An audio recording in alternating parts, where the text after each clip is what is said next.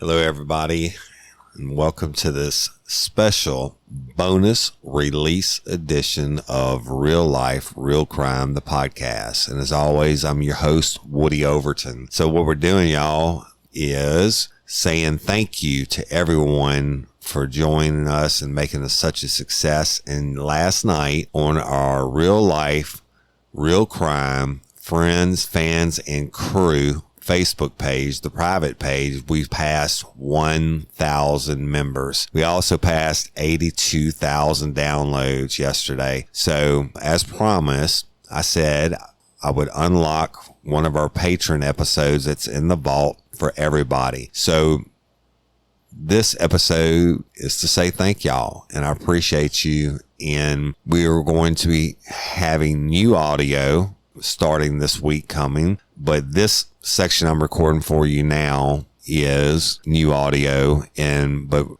the episode you're going to hear today that's been locked up for a while, y'all have to remember that that's under our old system. So if there's any audio discrepancies, that's the reason why. But I promise you we're going to get better and continue to improve. And like I said, we've purchased the equipment and everything, and we're just figuring it out step by step. But hey, we love you, each and every one of you. I appreciate you. And Dream Team moderators, love you. Y'all rocking it. We did it. Passing 1,000 members in 3 months, people. On the private page, 82,000 downloads of Real Life, Real Crime, the podcast. Our fans rock. And we've done several promos, and we got several more promos coming up, including the Minds of Madness. Love him. Tyler is a super dude. Y'all go check his show out, Minds of Madness. He's won all kinds of awards and everything. They're out of Canada, and he's actually helping us with our audio and stuff. But anyway, here is your bonus episode, and it is titled Deal,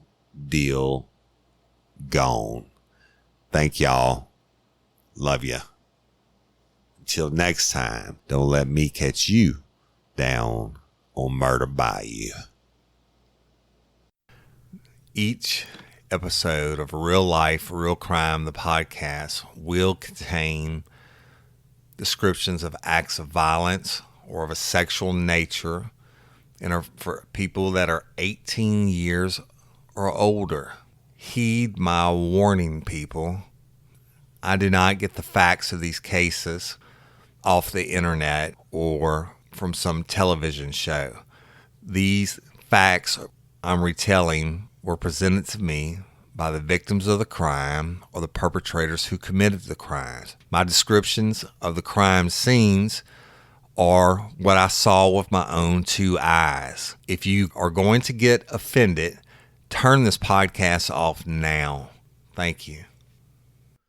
Hello, everybody, and welcome to this episode of Real Life, Real Crime, the podcast. And I'm Woody Overton, your host as always. And this episode is your second bonus episode for Tier 3 members that I promise to give y'all at least once a month.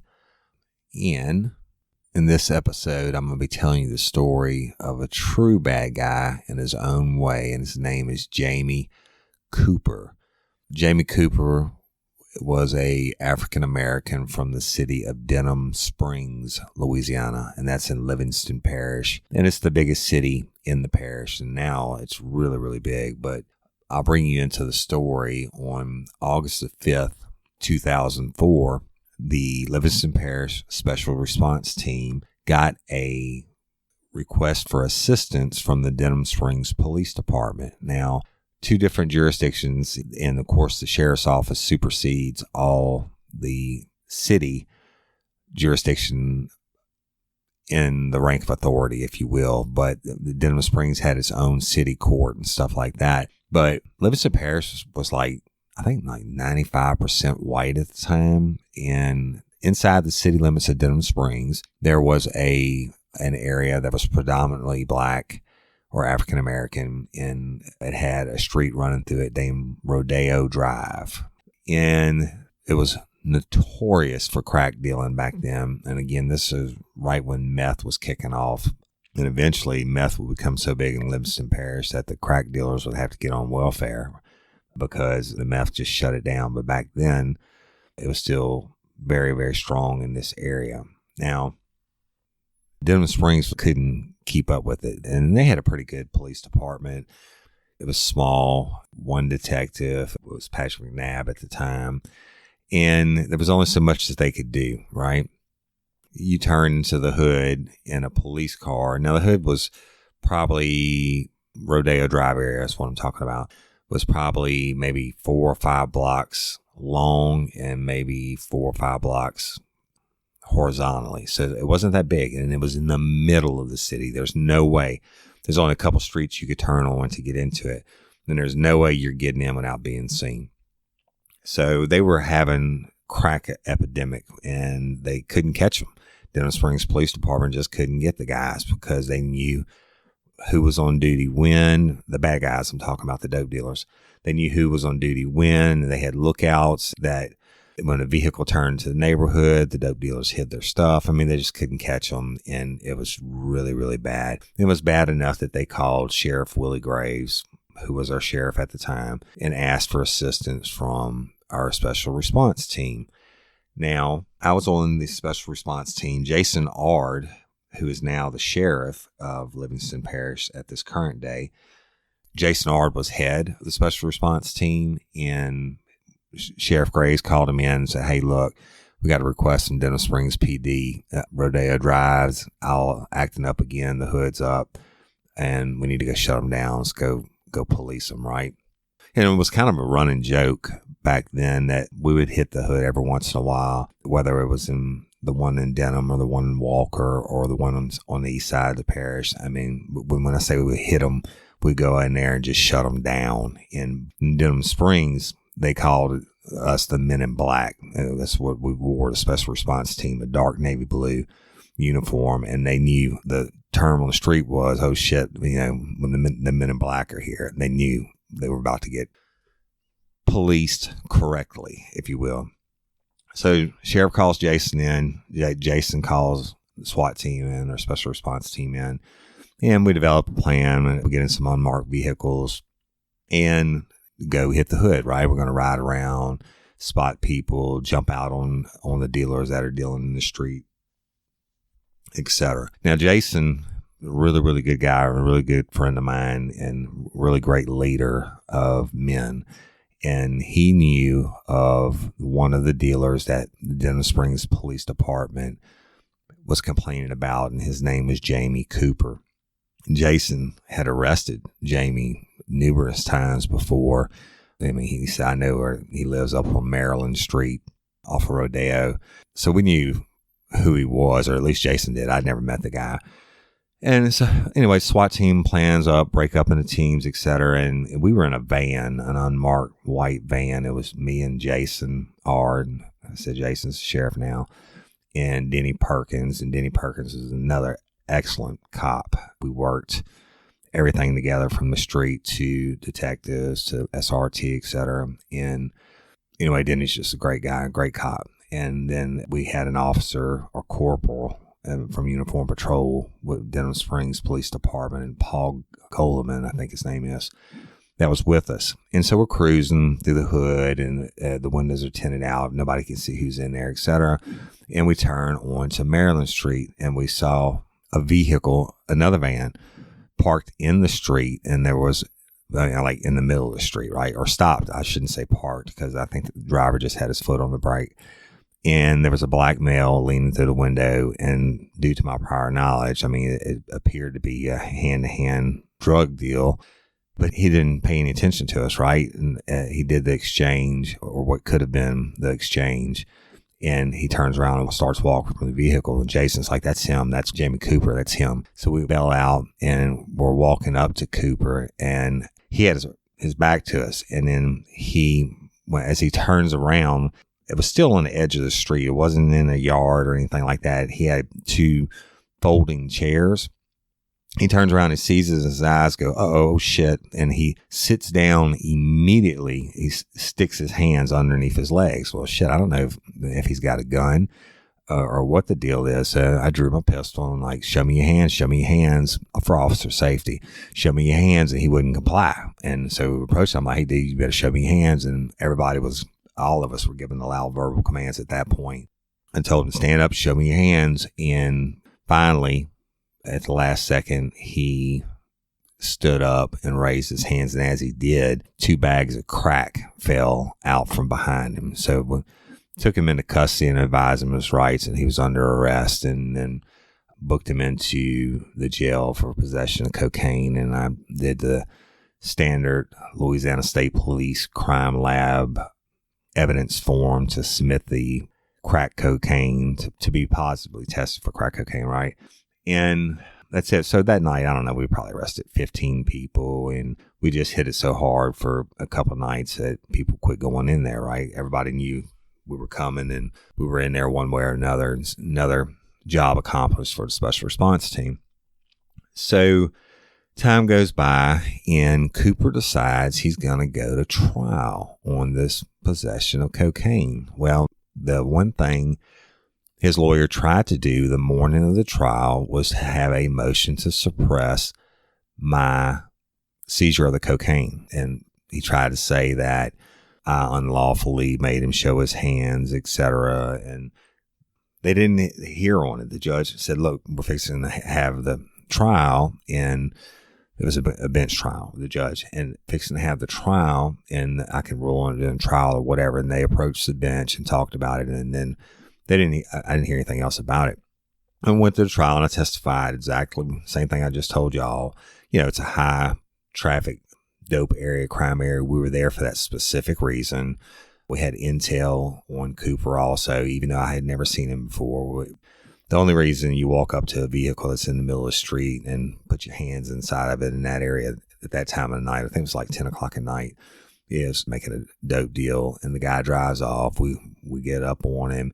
He sees us. He immediately sits down on the chair and hides his hands underneath his legs. And like, I knew from my experience, either it was going to be gun or dope or both. And I testified just what I told you, and the judge found him guilty and sentenced him to 5 years on the possession charge. Okay, so after that, Cooper appeals to the appeals court and states that he had ineffective counsel and that I also was illegal in making him stand up and show his hands.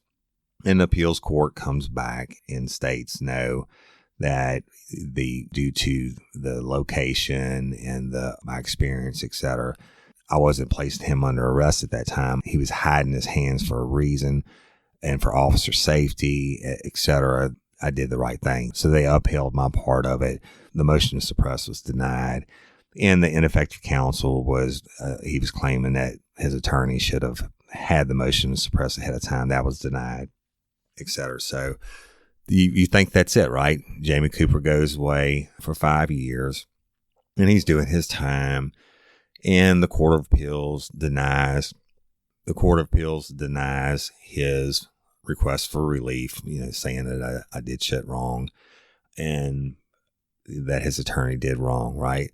Well, Cooper gets out, and he goes right back to the hood, right back to doing his thing. And then in February of 2012, undercover narcotics agents recorded Cooper on video selling cocaine, and then they arrested him on February 22nd of 2012. Okay. So on March the 12th, he gets out on bond, $25,000 bail. And 10 days later, on March the 22nd of 2012, Denham Springs police arrested Cooper again for possession of a controlled dangerous substance. And one of the Denham Springs cops saw Cooper throw a plastic bag containing white substance in it out the window. Whenever the cop saw Cooper going down the street, he pulled in behind him, didn't try to initiate a traffic stop or anything. This dumbass throws dope out of the window in broad daylight in front of the cop, right?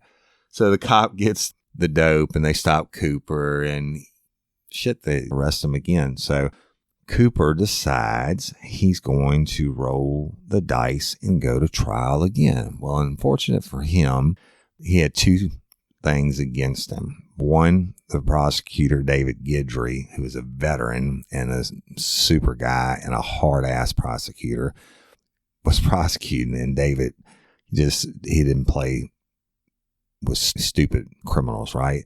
And the other was he went before Judge Doug Hughes. Now, Judge Doug Hughes was, and still is to my knowledge, was just one of the toughest guys, but fair, very, very fair. I mean, if the cops are wrong, he'll throw it out in a second, but he would drop the hammer on a bad guy in a second. And then especially if the prosecution offered you some kind of plea bargain ahead of time and you said no and you want to be a hard ass and go to trial, then he would smash you, right?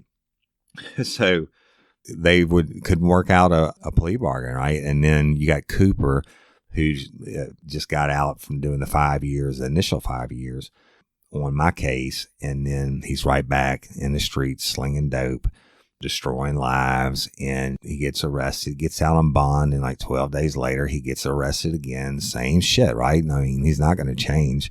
And then he goes to trial before Judge Hughes, and they presented the facts of both cases, and of course packaging that he threw out in front of the police officer came back, tested positive from cocaine from the Louisiana State Police Crime Lab. And he can't deny that they had him on video, which they played at the trial, of him selling to the undercover narcotics agent. And of course, that evidence also tested positive through the Louisiana State Police Crime Lab for, guess what, cocaine. And so, shit, I mean, just a dumbass Cooper was. I mean, how are you going to dispute the video?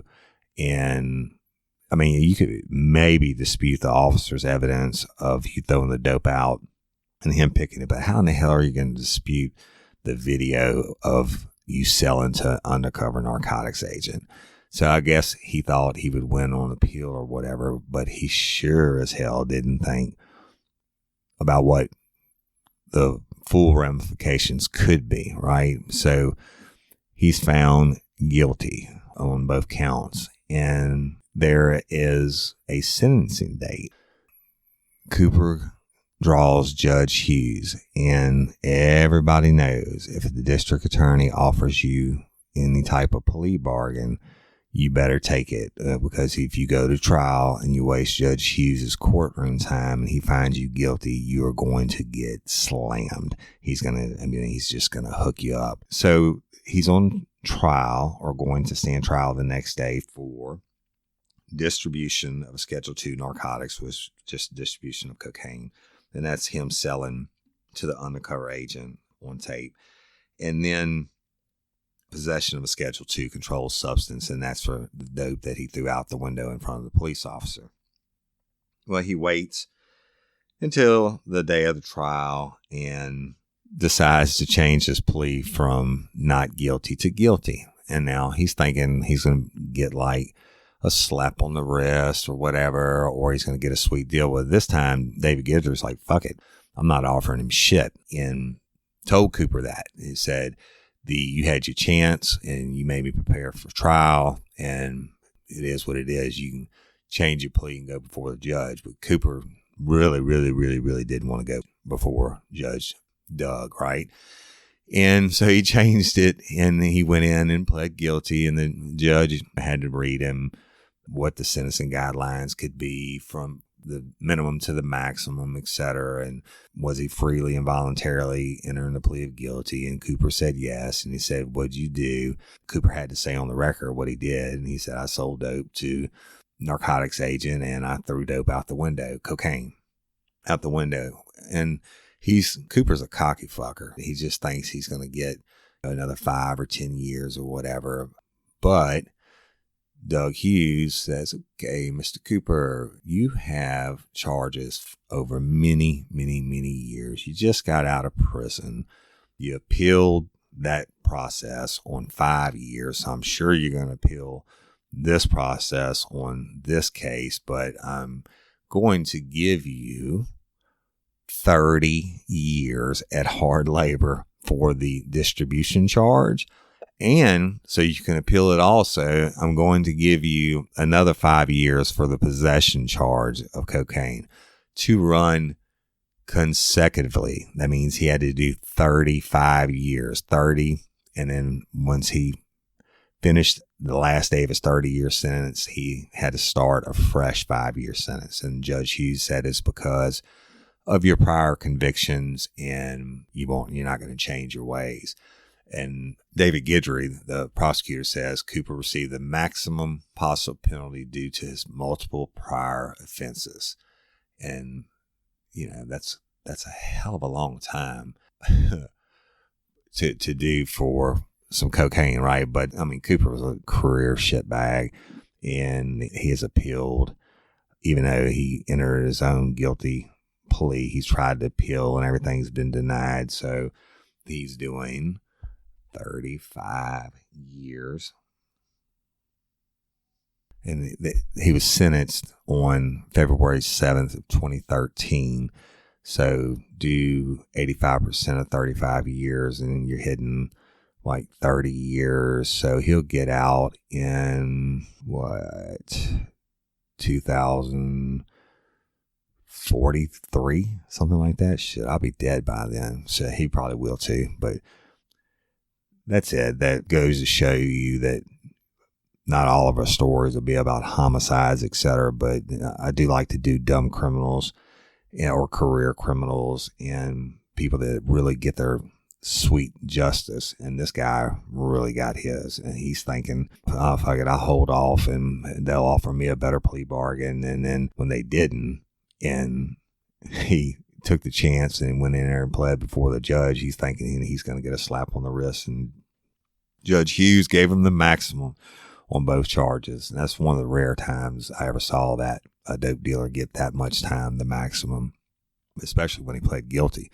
Normally you plead guilty, the judge will cut you some kind of slack. But anyway, y'all, I appreciate you for listening. If you heard this episode, you are a tier 3 patron supporter, and it means so much to us.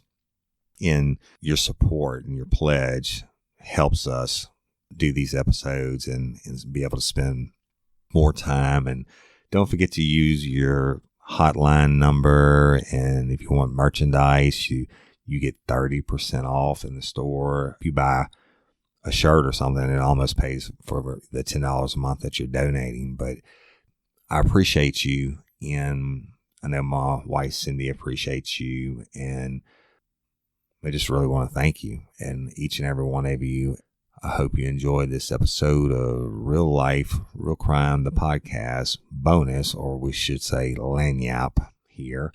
And sphincter scale on Cooper, he's just an asshole, period. I'll give him a 5, maybe a 6, but it doesn't matter anymore because, basically he just got a life sentence or close to it.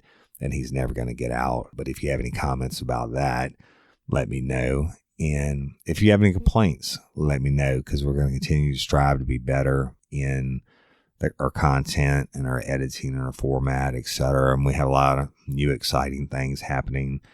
And I appreciate each and every one of you. And if you haven't already, go to YouTube and do the search engine part for Real Life, Real Crime. And we've got some videos on there now, as well as all our episodes, our regular episodes, not our patron bonus episodes, and you can subscribe there. And we have Twitter and Instagram. I don't know too much about all that stuff, but the Dream Team moderators and my wife handle all that.